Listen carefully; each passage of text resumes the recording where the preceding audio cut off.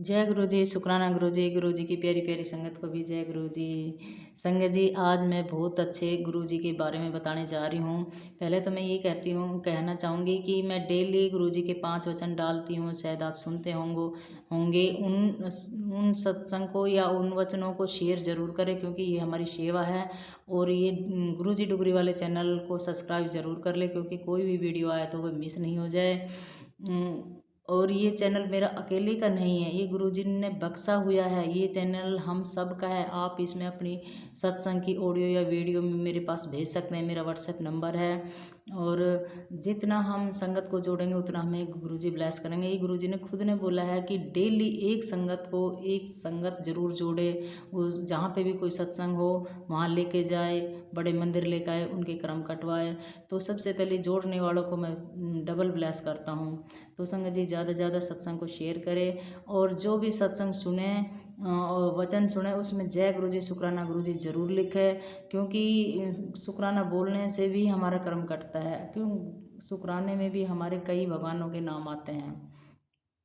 तो संगत जी, सुनते हैं अब गुरु जी की महिमा और गुरु जी कैसे ब्लेस करते हैं संगत को। जय गुरु जी, शुक्राना गुरु जी।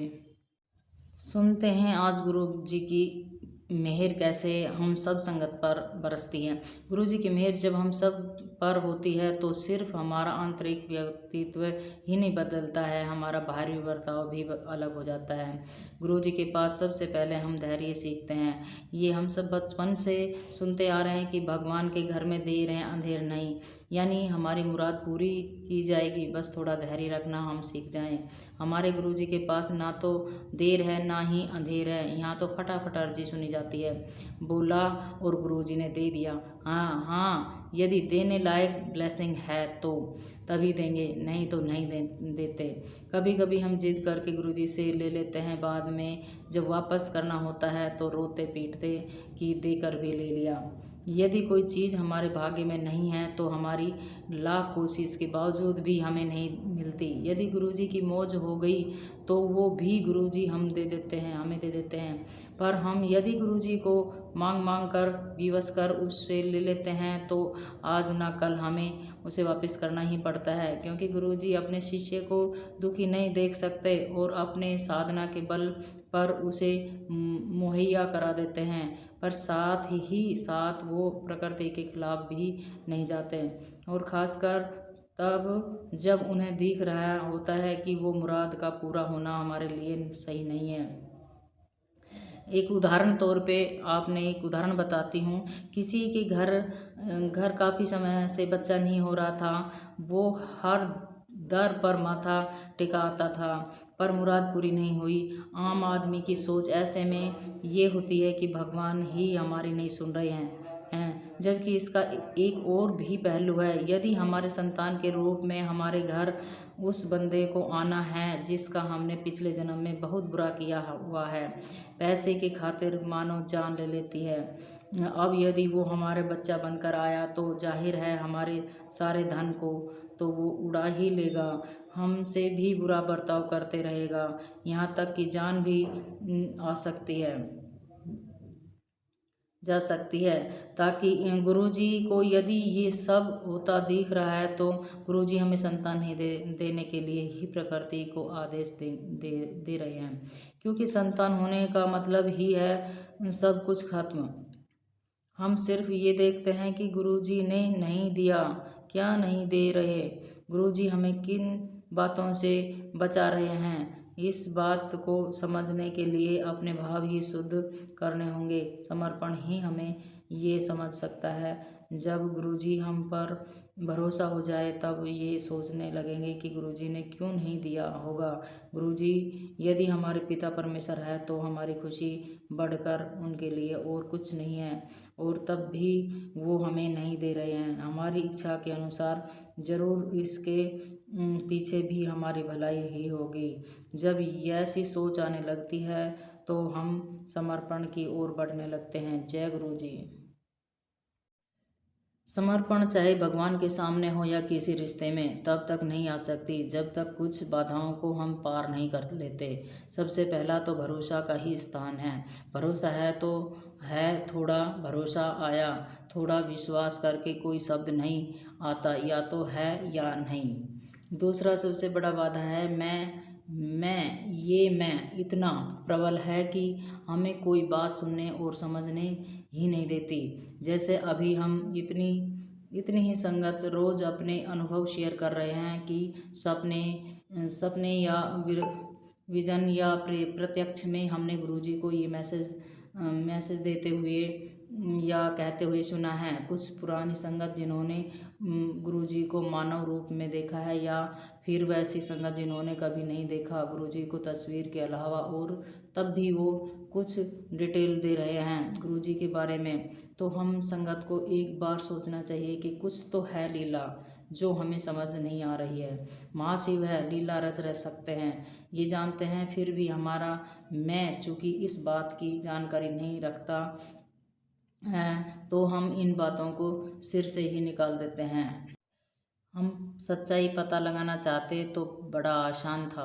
कोई ऑस्ट्रेलिया में तो कोई साउथ इंडिया में, कोई यूएस से तो कोई अमृतसर से, कोई यूके से तो कोई दिल्ली से। आखिर सभी एक जैसी बात ही क्यों कर रहे हैं, और इनका सबका आपस में कोई जान पहचान भी नहीं है। मुझे सबसे मैसेज आता है कि क्योंकि गुरुजी ने ये मेरी सेवा बख्शी हुई है।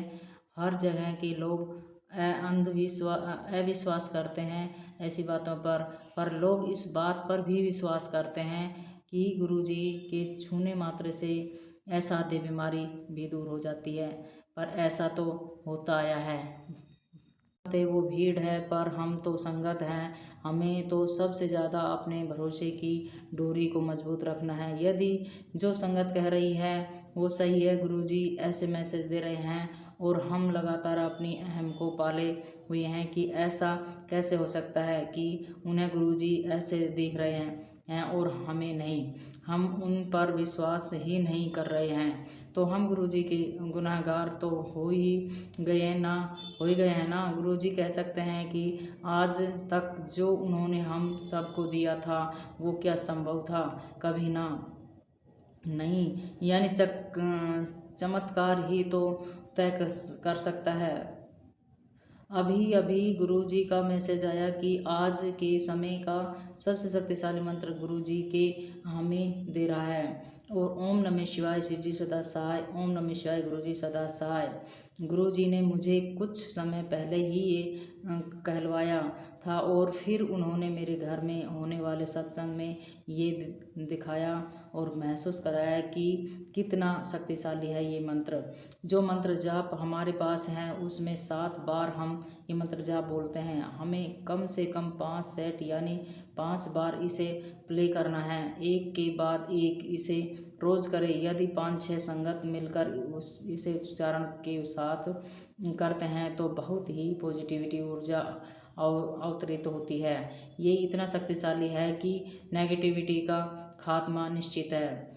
लगभग आधे घंटे तक हमारा 5वां राउंड हो जाता है, और ये मैंने और बाकी संगत ने भली भांति महसूस किया है कि आसपास की ऊर्जा स्टार में काफ़ी वर्धित हो गई है। सभी संगत पहले इसे अपने घरों में करें, संगत के साथ मिलकर हो पाए तो बहुत ही उत्तम, नहीं तो परिवार के सदस्यों के साथ मिलकर बैठे और दिन में एक बार ज़रूर करें ये जाप। इससे शक्तिशाली मंत्र हमारे लिए और कोई मंत्र नहीं है। जय गुरु जी। संगत का साथ गुरुजी इस कारण करते हैं क्योंकि हम एक दूसरे के नेगेटिविटी या पॉजिटिव को ब्लेस करते हैं। संगत को गुरुजी ने हमेशा महत्व दिया है, क्योंकि जो काम संगत कर सकती है वो कोई नहीं कर सकता। बस हम